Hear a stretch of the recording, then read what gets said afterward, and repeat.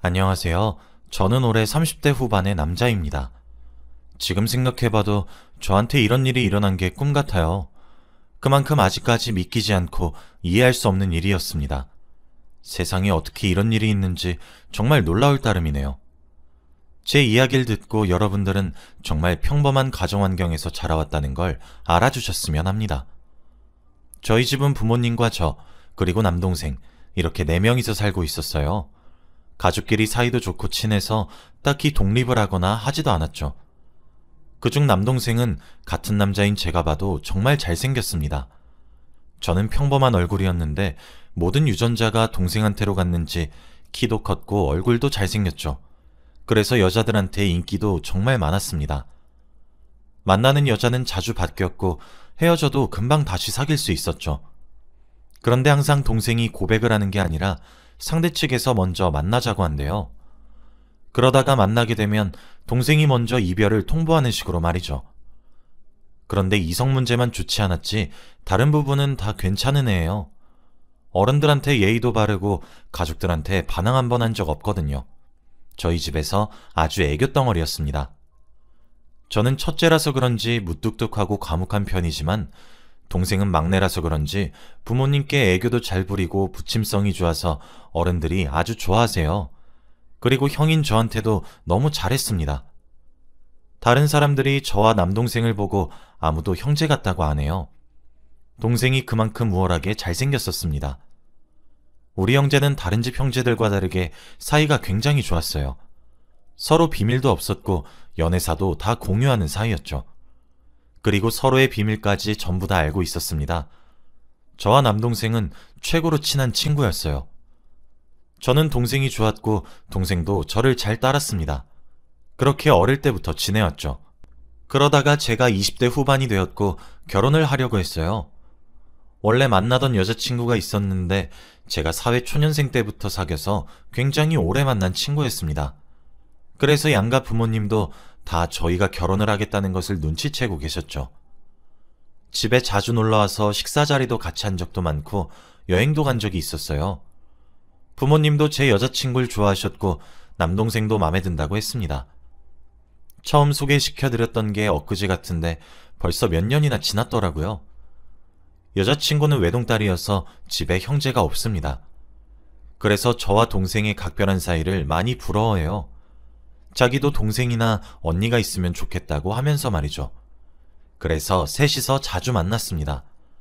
같은 또래이기도 하고 어차피 결혼할 사이니까 친해지면 좋겠다고 생각했거든요.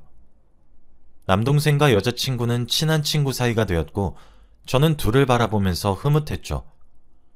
저와 남동생은 서로의 연애사도 다 터놓고 이야기한다고 했잖아요. 남동생은 여자친구가 자주 바뀌어서 들을 때마다 새로운데 저는 몇 년 동안 지금의 여자친구를 만나고 있으니 매일 싸우는 내용이 똑같았어요. 제가 한창 여자친구랑 많이 싸울 때 남동생한테 고민을 털어놓았습니다.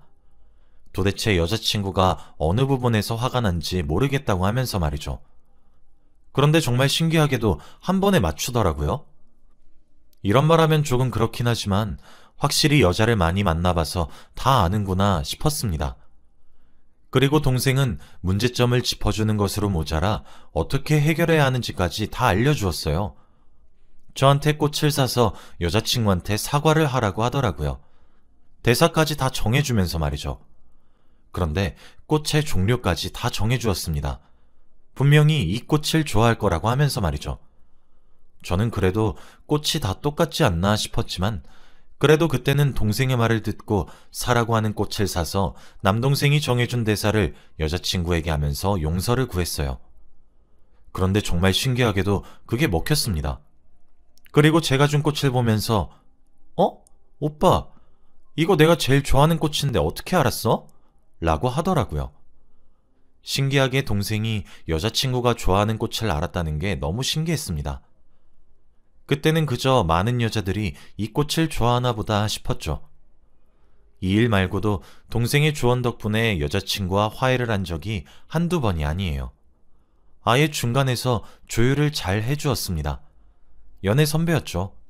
이렇게 몇 년 동안 연애를 했습니다. 여자친구는 남동생과 동갑이었는데 일찍 취업을 해서 지금은 직장인이에요. 둘 다 안정적인 직업도 있고 하니까 결혼을 미룰 이유가 없었죠. 이미 양가 부모님도 저희를 다 아시니까 결혼 허락을 받는 건 무척이나 쉬웠습니다. 몇 년 동안 서로의 집에 들락날락거리면서 인사도 드리고 친해지다 보니 말이에요. 일사천리로 결혼식이 진행되었죠. 우선 아내가 저희 집에 들어와서 조금 살다가 때가 되면 분가를 하기로 결정했습니다. 아내도 저희 가족을 불편해하지 않았거든요. 그리고 아내가 먼저 저에게 시댁살이를 하고 싶다고 말을 했습니다. 결혼 초 아니면 시부모님과 같이 못 살 것 같다고 하면서 말이죠. 너무 기특하고 고마웠습니다. 아내가 집에 들어오니까 집안 분위기도 훨씬 더 살았어요. 매일 저녁마다 같이 가족들이 거실에서 과일을 깎아 먹으면서 TV를 보며 하하호호 거렸죠. 이런 소소한 일상이 저에게는 너무 행복했습니다. 안정적인 가정 속에서 사는 게 너무 좋더라고요. 그렇게 반년 정도 살았던 것 같습니다. 저는 그래도 신혼부부니까 같이 분가해서 둘만의 오붓한 시간을 보내고 싶었어요. 가족들이 있다 보니까 확실히 신혼부부 같진 않았거든요. 제가 아무리 아내한테 분가를 하자고 설득을 해봐도 아내는 조금만 더 있다가 나 시부모님이 너무 좋단 말이야 라고 하면서 계속 미뤘어요. 그래도 아내가 저희 부모님이 좋다고 하는데 어떤 남편이 막무가내로 분가하자고 할까요? 이런 아내 드문 거 저도 알고 있었습니다. 그래서 아내가 분가를 하자고 먼저 말을 꺼낼 때까지 기다려보려고도 했고요. 하지만 그러다가 1년이 지나가고 말았습니다. 그러면 저희가 1년이 지나니까 부모님께서 슬슬 임신 이야기를 하셨어요. 손주가 보고 싶다고 하면서 말이죠. 아내는 그럴 때마다 그저 웃으면서 넘기더라고요. 저희들 다 솔직히 아이를 낳을 생각이 있었습니다. 결혼 전부터 서로를 닮은 아이를 가지고 싶다고 입이 닳도록 말을 했거든요. 아내와 저 둘 다 임신 계획이 있었기에 이제 준비를 하려고 했습니다. 그리고 그날 밤 아내에게 진지하게 이야기를 꺼냈어요. 우리 이제 슬슬 아이 가지는 거 어때? 우리 결혼 전부터 아이 가지고 싶어 했잖아. 제 말에 아내는 좋다고 아이 가지고 싶다고 대답을 해왔고 저희는 그날부터 임신 준비를 하기 시작했습니다. 그런데 임신은 하고 싶어도 마음대로 되는 게 아니더라고요. 정말 축복이라고 부르는 이유를 알 것 같았습니다. 아무리 노력해도 아내는 임신이 되지 않았어요. 저한테 문제가 있나 싶어서 아내 몰래 병원 가서 진단을 받아봤지만 아무 이상이 없대요. 오히려 건강하다고 했습니다. 그러면 혹시나 아내에게 문제가 있었나 싶었어요. 아내와 같이 손을 잡고 병원에 가니까 아내도 아무런 이상이 없다고 하더라고요. 너무 의아했습니다. 둘 다 아무 이상이 없는데 왜 아이가 생기지 않을까 싶었죠. 결국 저희는 오랜 고민 끝에 인공수정을 하기로 했어요. 요즘 시대에 인공수정을 하는 부부들이 정말 많다고 하더라고요. 아내가 많이 힘들긴 하겠지만 제가 옆에서 많은 도움을 주려고 했습니다. 가족들에게도 다 말씀을 드렸죠.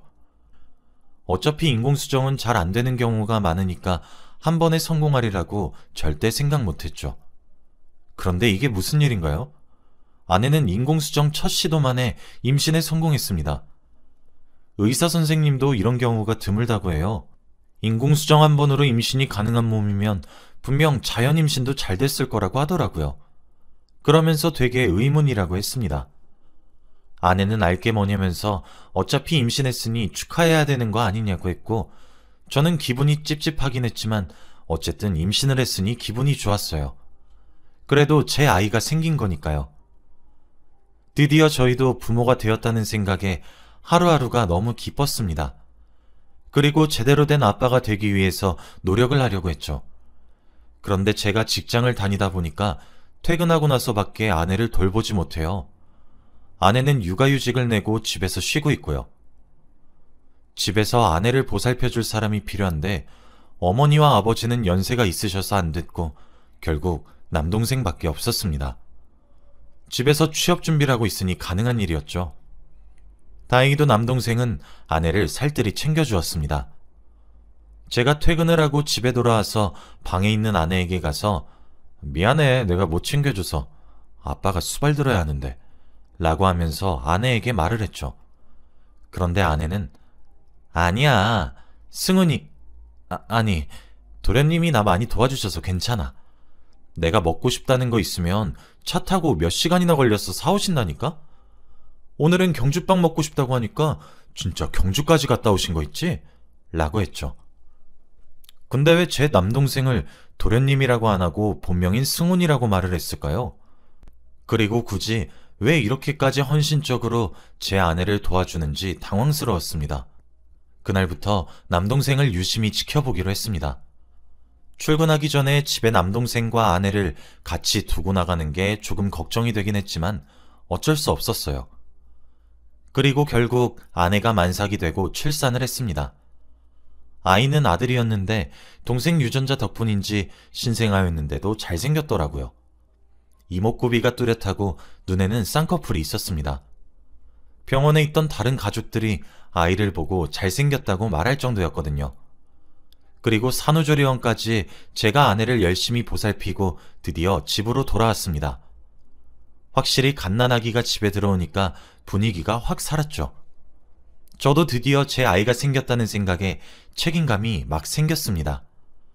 한 집안의 가장이 되었다고 생각하니까 기분이 묘했죠. 그런데 다음날 제가 새벽 내내 아기를 재운다고 잠을 못 자서 늦잠을 잤어요. 그리고 방문을 열고 거실에 나와보니 거실 소파에 아내와 아들 그리고 남동생 셋이서 아기를 보고 있더라고요. 남동생이 아이를 안고 셋이서 하하호호 거리면서 이야기를 나누는 모습을 보는데 왠지 모르게 그 모습이 가족의 모습 같더라고요. 정말 기분이 이상했습니다. 제가 과연 아이의 아빠가 맞는 건가 의문이 들더라고요. 그래도 제 인기척을 듣고 눈치껏 자리를 피하는 남동생을 보고 조금 마음이 놓였습니다. 그런데 동생이 요즘 따라 조금 달라지고 있어요. 원래 여자친구도 수시로 바뀌고 밖으로 자주 놀러 다니는 애가 집에만 있거든요. 물어보니까 여자친구랑도 헤어졌고 이제 여자를 만날 생각이 없다고 하는 겁니다. 그리고 술도 좋아하는 애가 한동안 술을 먹고 집에 들어오지도 않았어요. 갑작스런 동생의 변화에 조금 많이 당황스러웠습니다. 제가 왜 갑자기 이렇게 바뀌었냐고 원래 이런 사람 아니지 않냐며 물어보니 동생의 대답이 조금 이상했어요. 이제 나도 철 좀 들어야지. 이 말을 내뱉고 아기한테로 가서 기저귀를 자연스럽게 갈아주더라고요. 그때 느낌이 이상했습니다. 동생이 분명 제 아들에게 부성애를 느끼고 있다는 생각이 들었죠. 그리고 솔직히 제가 남동생한테 질투를 느낀 것 같아요. 저보다 제 아이와 더 붙어있는 시간이 많으니까 혹시라도 나중에 아이가 커서 저 말고 동생한테 아빠라고 하면 어떡하나 싶었습니다. 그리고 아내가 아빠인 저보다 동생을 더 듬직하게 여기면 어떡하나 싶었죠. 그날부터 저는 아빠 노릇을 열심히 했습니다. 동생의 귀에 눌리면 안 된다고 생각했거든요. 그래서 평소보다 더 아내를 위해서 노력했고 동생이 했던 행동들을 제가 다 했습니다. 그런데 제가 그럴수록 동생은 더 적극적으로 아이를 돌보더라고요. 아이를 안는 것도 능숙했고 놀아주는 것도 자연스러웠습니다. 그런데 이 모습을 보고 있던 부모님도 한 소리를 하시더라고요. 승훈아, 누가 보면 네 애인 줄 알겠다. 애 얼른 내려놓고 넌 취업 준비나 하거라. 감이 가는 건 알겠지만 그래도 네 형 아들이야. 그러니까 선 넘지 말고 아이 형한테 넘겨. 어머니가 이 말을 하고 동생은 기분이 상한 채로 저에게 아들을 넘겨주었어요. 그리고 그날 저는 아내와 분가를 하기로 결정했습니다. 집에서 나가야 동생이 제 아들에게 정을 뗄 것 같았거든요. 저도 동생 마음 다 이해해요. 낳고 보니까 자기랑 너무 닮았는데 어떻게 애틋하지 않겠습니까? 그래도 이미 법적으로 제 호적에 올라온 아이였고 아내가 낳은 제 아들이었습니다. 더 상황이 심각해지기 전에 분가를 하려고 했죠. 분가를 하기 전에 남동생과 술 한잔 하기로 했습니다. 정말 오랜만에 남동생과 단둘이서 술을 먹는 거였어요. 같이 집 앞 술집으로 가서 그동안 서로가 하지 못했던 이야기를 맘껏 나누고 풀기로 했습니다. 당연히 제가 먼저 이야기를 하자고 했죠. 저는 남동생에게 네 마음 다 이해한다고 하면서 좋은 말을 해주었습니다. 그래도 내 아들이라서 어쩔 수 없었고 결국 분가를 하기로 결정했다고 말했죠. 그때 동생은 술에 잔뜩 취해 있었고 제 말을 듣다가 갑자기 비웃어 버리더라고요. 그러면서 술을 병째로 들고 한 번에 마셨습니다. 동생의 그런 모습을 처음 봤고 제가 생각한 것 이상으로 많이 힘들었다는 것을 알게 되었죠. 그런데 많이 취한 동생은 저에게 충격적인 말을 했습니다. 형은 진짜 아무것도 몰라. 당신 와이프가 내 첫사랑인 것도 모르고 형 아예 안 낳으려고 민영이가 맨날 피임약 먹었던 것도 모르지? 내가 민영이를 얼마나 좋아했는지 형은 모르지?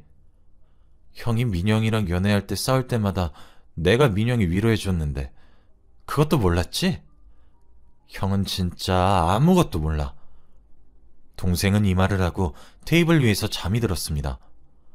동생의 말에 의하면 제 와이프와 동생이 그렇고 그런 사이여서 일부러 둘의 아이를 낳기 위해 와이프는 그동안 저 몰래 피임약을 먹어왔단 거잖아요.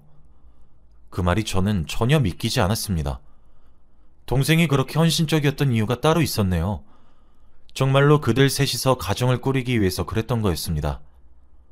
아내가 매일같이 분가를 반대했던 이유도 다 제 동생 때문이었다고 생각하니까 너무 충격적이었습니다. 그리고 둘의 관계가 저와 연애를 했을 때부터라뇨. 저만 바보가 된 상황이었습니다. 이렇게 일이 커질 때까지 눈치를 전혀 채지 못했던 제 자신이 너무 한심했어요. 그리고 무엇보다 화가 미친 듯이 났습니다. 저를 가지고 장난쳤던 두 사람을 갈기갈기 찢어버리고 싶었죠. 저는 술집에 동생을 버리고 나왔고 집으로 가자마자 아내에게 소리쳤습니다. 집에는 물론 부모님도 다 계셨죠. 너 내 동생이랑 그렇고 그런 사이라며? 일부러 내 애 낳기 싫어서 임신 안 되는 약 먹고 그랬다면서. 어떻게 나한테 그럴 수 있냐? 네가 사람이야? 네 뱃속에서 나온 이 애가 불쌍해. 아내는 깜짝 놀란 눈치였고 듣고 있던 부모님은 쓰러질 기세였습니다. 그날 저희 집은 풍비박산이 나고 말았어요. 동네에는 소문이 쫙 퍼졌고 다들 저희 집 이야기를 수군댔죠. 아내는 미안하다고 한 번만 봐달라고 했지만 이미 아이가 세상에 나온 마당에 어떻게 그럴 수 있나요? 저는 절대 용서해주지 않았습니다. 그리고 부모님도 동생에게 집에서 당장 나가라고 했죠. 둘이서 알아서 살라고 했습니다. 어떻게 저에게 이런 시련이 오나요? 동생과 한때는 정말 둘도 없는 친구였는데 여자 하나 때문에 이렇게 갈라섰습니다. 그리고 둘은 정말 저희 집에서 쫓겨났어요. 당연히 호적에서 아이를 지웠고요. 지금은 어디서 어떻게 사는지 모릅니다. 부모님도 이제 외동아들밖에 없다고 생각한다고 해요. 지금 생각해봐도 정말 충격적인 사실이었습니다. 가족들한테 배신을 당할 거라고는 꿈에도 상상 못했거든요. 그들은 죽어서도 천벌을 받아야 해요. 둘 사이에서 태어난 아이는 무슨 죄인가요? 두 사람이 평생 불행했으면 좋겠습니다. 둘 사이에 끼어있던 저를 보고 얼마나 비웃었을까요? 지금 생각해도 화가 미친 듯이 치밀어 오르네요. 여러분도 저처럼 뒤통수 호되게 당하지 마시고 눈치 빨리 채시길 바랍니다. 제 이야기는 여기까지예요. 들어주셔서 감사합니다.